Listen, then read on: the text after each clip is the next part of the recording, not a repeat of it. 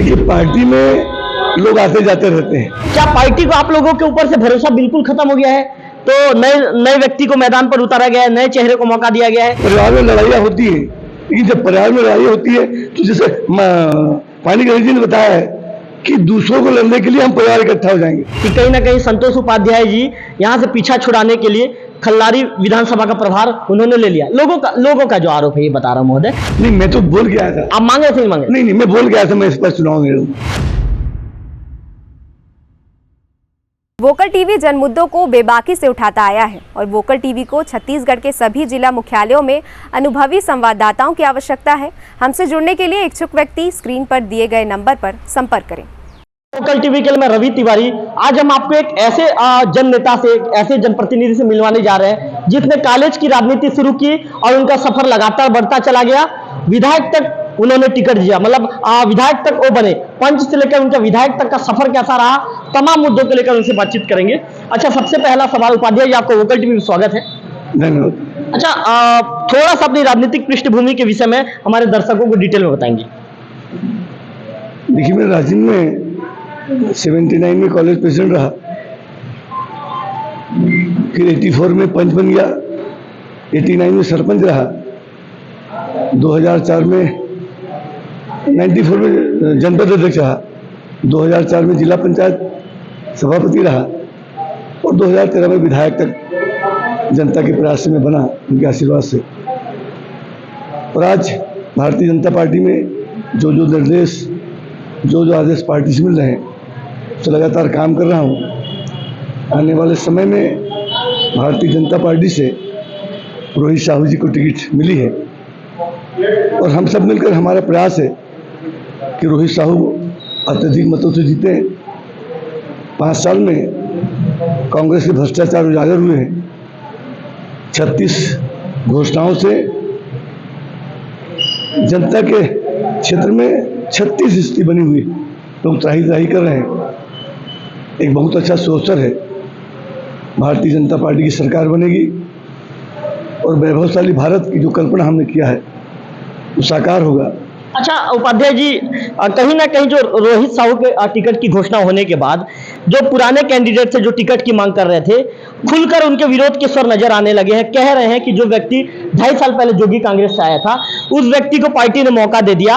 आपके जो पार्टी के एक नेता थे मुरलीधर सिन्हा, उन्होंने तो साफ कैमरे के आगे कह दिया, हारेंगे हारेंगे हारेंगे, खुलकर उन्होंने कह दिया। और आप कहते हैं महोदय कि रोहित साहू को टिकट मिला है, आप जीत का दावा कर रहे हैं। दावे में कुछ बेस है महोदय? देखिए, पार्टी में लोग आते जाते रहते हैं, परिवार बढ़ता है। पिछले समय रोहित साहू जी चुनाव लड़े थे, ठीक है, मेरे विरुद्ध चुनाव लड़े थे, लेकिन उनके पास भी बहुत सारे लोग हैं। हमारा परिवार बढ़ेगा। हम पिछले समय 15 सीटों में सिमट गए। आज हमारा परिवार बढ़ रहा है, लोग आ रहे हैं, जा रहे हैं। और पार्टी को नीति है, उस नीति के अनुसार लोगों को टिकट बढ़ती है। एक विधानसभा में एक आदमी को टिकट मिलती है, तो पार्टी ने तय किया है, कुछ सोच समझ के तय किया होगा कि रोहित साहू जीतने लायक है, साहू बाहुल्य क्षेत्र है और अमितेश शुक्ल जी की स्थिति अच्छी नहीं। आज कोई भी हो चुनाव लड़े वहां जीतेगा। और रोहित साहू को पार्टी ने सोच समझ के टिकट दिया है। देखिए, टिकट मिलते तक बहुत सारे विरोधाभास होते हैं, बी फार्म मिलते तक बहुत सारी लड़ाइयाँ होती हैं। लेकिन भारतीय जनता पार्टी जिस दिन बी फार्म इशू हो जाएगा, वो मोदी और सिन्हा भी काम करेंगे और जो विरोध कर रहे हैं वो भी काम करेंगे। और आप स्पष्ट जान लीजिए कि रोहित साहू की जीत निश्चित होगी। अच्छा महोदय, आप तो रोहित साहू की जीत का दावा यहाँ पर बैठ के हमारे कैमरे के आगे कर रहे हैं, लेकिन एक सवाल ये भी कहीं ना कहीं गहराता जाता है, आखिर बीजेपी ने अपने पुराने जो चेहरे हैं उस पर दाव क्यों नहीं खेला? आखिर क्या पार्टी को आप लोगों के ऊपर से भरोसा बिल्कुल खत्म हो गया है? तो नए व्यक्ति को मैदान पर उतारा गया है, नए चेहरे को मौका दिया गया है। बड़ा सवाल ये भी खड़ा होता है। देखिए, ये सवाल नहीं है। पार्टी में आजकल नए आप लोगों के माध्यम से सर्वे होते हैं, व्यवस्थाएं होती है और पार्टी के जो पुराने कार्यकर्ता हैं उनको मोबिलाइज किया जाएगा। लेकिन जो जीतने लायक कैंडिडेट है, व्यवस्था बनी है, उस हिसाब से रोहित साहू उचित बैठते हैं। इसलिए पार्टी ने सोच समझ कर टिकट दिया। अच्छा उपाध्याय जी, तमाम सवालों के जवाब काफी अच्छे तरीके से देते हैं और आपके विषय में ये कहा जाता है कि अभी काफी सौम्य व्यवहार के जनप्रतिनिधि हैं। उपाध्याय जी ये बताइए, आपने अभी ये कहा कि पार्टी जीतने वाले को मौका देती है, बकायदा सर्वे करवाया जाता है। आखिर टिकट तो आप भी मांग रहे थे ना? नहीं, मैं तो बोल के आया था। आप मांग रहे थे नहीं मांग रहे? नहीं, मैं बोल के आया था मैं इस पर चुनाव में लड़ूंगा। मतलब ये बताइए उपाध्याय जी, आपने जैसा कहा मैं आप ही के जवाब से सवाल निकालूंगा। आपने ये कहा कि बकायदा जीतने वाले को मौका दिया जाता है सर्वे के आधार पर, तो आखिर क्या सर्वे में आपके जो पुराने लोग थे, सर्वे में कहीं ना कहीं वो फिट नहीं बैठ पाए, तब रोहित साहू को मौका दिया? क्या आपके जो पुराने लोग थे, पुराने जो चेहरे थे, क्या वो काम नहीं कर रहे थे, तो ऐसे में रोहित साहू को मैदान पर उतारना पड़ा? देखिए, पार्टी में जो लोग पुराने लोग हैं वो काम करते आए हैं, तभी भारतीय जनता पार्टी की 15 साल की सरकार बनी थी। आज भी पुराने लोग काम करेंगे। हमारा परिवार बढ़ रहा है और परिवार बढ़ने के साथ साथ अलग अलग क्षेत्र से लोग आ रहे हैं और हम मिलकर हम अपनी सरकार बनाएंगे, ये उद्देश्य लेकर पार्टी ने उसको टिकट दिया। नेताजी, आप तो कहीं ना कहीं द्विअर्थी बातें कर रहे हैं। आप पहले कहते हैं कि पार्टी ने सर्वे के आधार पर टिकट दिया है, जिसने काम किया है उसको मौका दिया गया है। फिर नेताजी आप कहते हैं कि सबने काम किया है। आखिर नेताजी पुराने लोगों ने काम किया है तो नए चेहरे पर क्यों दांव खेला गया नेताजी? ये नए चेहरे वाली बात नहीं है। बात है सरकार बनकर छत्तीसगढ़ की जो स्थिति थी, वो स्थिति इस 5 सालों में बहुत खराब हुई है। बहुत सारे आकलन सरकार ने किया है, बहुत सारे आकलन पार्टी ने किया है और ऐसे व्यवस्था बनाई है सब मिलकर चुनाव लड़े और चुनाव लड़कर इस छत्तीसगढ़ को व्यवस्थित बना कर रखें। मतलब नेताजी कहीं ना कहीं आपके कोई पुराने चेहरे इतने दमदार नहीं थे जो आके राज्य की नैया पार लगा देते, इसीलिए आप लोगों ने रोहित साहू को का साथ आप लोगों ने पकड़ा? नहीं, देखिए पुराने काम करते हैं तभी सरकार बनती है। पुराने भी छोड़ देंगे तो सरकार बनेगी नहीं। पुराने ने बहुत काम किया है, आज भी काम करेंगे। विवाद होते रहते हैं, परिवार में लड़ाइयाँ होती हैं, लेकिन जब परिवार में लड़ाई होती है तो जैसे पानी गणेश जी ने बताया है कि दूसरों को लड़ने के लिए हम परिवार इकट्ठा हो जाएंगे, लेकिन आपस में लड़ते हैं, लड़ाई होती है, लेकिन जिस दिन एक मुखिया तय होता है सब मिलकर काम करते हैं, उसको जिताते हैं और सरकार का प्रतिनिधित्व कराते हैं। अच्छा महोदय, एक चीज बताइए, जितने भी पुराने प्रत्याशी जिन्होंने टिकट की मांग की थी, रोहित साहू के साथ जो प्रचार के लिए जो चुनावी मैदान में प्रचार के लिए कंधा से कंधा मिलाकर सामने आना चाहिए, लेकिन आते हुए नजर नहीं आ रहे हैं। फोटो में बस कुछ ही नेता नजर आ रहे हैं और आप भी ज्यादा दिन, आप भी ज्यादा जगह पे आप भी नहीं दिख पाए हैं, तो क्या संतोष उपाध्याय जी की भी नाराजगी बनी हुई है? देखिए, मैं खल्लारी के प्रभार में हूँ, खल्लारी विधानसभा प्रभार में हूँ। मैंने पार्टी से निवेदन किया है मुझको 1 हफ्ते के खल्लारी से प्रभार से मुक्त किया जाए, ताकि मैं रोहित साहू जी के साथ जाकर सारे विधानसभा में अपना परिचय दूं, अपनी व्यवस्था बताऊं, लोगों के भ्रम को दूर करूं, और भ्रम दूर हो जाएगा तो हमारी सरकार बनेगी, हमारी पार्टी के लोग जीतेंगे और रोहित साहू तो निश्चित ही जीतेंगे। इस बात को लिख लीजिए। महोदय, आप मतलब कहीं ना कहीं कॉन्फिडेंस से बोल रहे हैं कि ये दावा सिर्फ बेसिन दावा है? हाँ। नहीं, दावे में कोई बेस है? हाँ, नहीं, दावे में बेस है। हम लोग सब मिलकर काम कर रहे हैं, चाहे चंदूलाल जी हो, चाहे मैं हूं।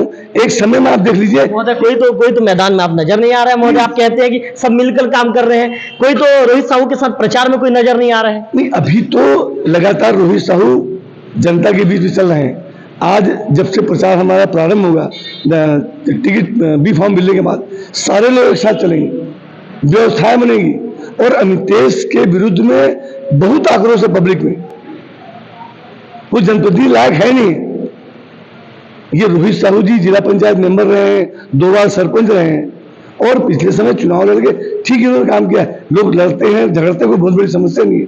पार्टी अपना परिवार बढ़ाती है और पार्टी में परिवार बढ़ चुका है और परिवार बढ़ता है तभी नेतृत्व का काम होता है। महोदय, आपका ज्यादा समय मैं नहीं लूंगा, 1-2 सवाल मेरे मन में और पूछ लेता हूं मैं। अच्छा, ये चीज बताइए महोदय, आप भी एक बार राजिम से विधायक थे, आखिर जीत का वहां पे क्या होना चाहिए, क्या रणनीति होना चाहिए, वहां का चुनाव कैसा जीता जाता है? और संतोष उपाध्याय जी क्या रोहित साहू जी को बताएंगे कि आपको ऐसा काम करना है, इस रास्ते पे जाना है, तो जीत के डगर आपके लिए आसान होगा?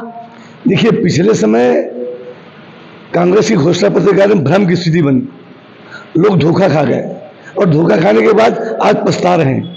मैं रोहित साहू के एक पक्ष साथ चलूंगा और जहां जहां जो नीति रहेगी, चाहे मैं पंच रहा, सरपंच रहा, जनपद जिला रहा, जहां जहां जो युक्ति काम आएगी उस युक्ति को लाएंगे और सरकार में भारतीय जनता पार्टी सरकार बनेगी, राजिम का प्रतिनिधित्व वहाँ रहेगा, ये आप निश्चित जानिए। महोदय, राजिम के लोग तो पिछले दिनों हम भी रायपुर से लौट रहे थे, तो वहाँ पे बस स्टैंड में कुछ लोग चर्चा कर रहे थे कि कहीं ना कहीं संतोष उपाध्याय जी यहाँ से पीछा छुड़ाने के लिए खल्लारी विधानसभा का प्रभार उन्होंने ले लिया। लोगों का जो आरोप है, ये बता रहा हूं महोदय, तो क्या कहेंगे? लोगों के आरोप पे भी थोड़ा सा खुल के बोल दीजिए। उनका कहना है कि आप कहीं ना कहीं राजिम से दूरी बनाने के लिए खल्लारी के प्रभार को आपने ले लिया। देखिए 2 महीना 3 महीने से मुझको खल्लारी प्रभार है, आज प्रभार मुझको नहीं मिला है।